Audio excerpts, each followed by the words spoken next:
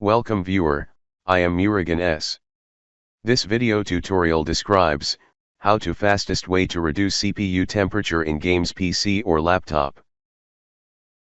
Type Edit Power Plan in Windows search bar, click Edit Power Plan.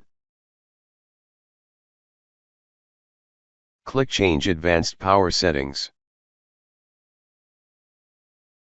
Click and expand Processor Power Management, click and expand Minimum Processor State.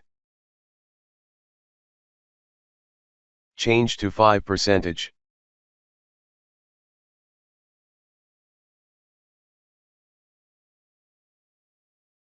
Click and expand Maximum Processor State, change to 90%.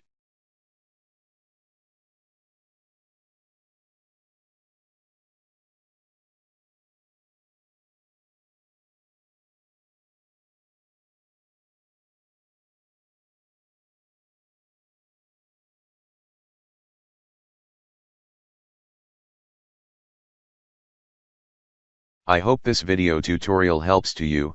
Please like, share and don't forget to subscribe my channel. Thank you very much. See you next video.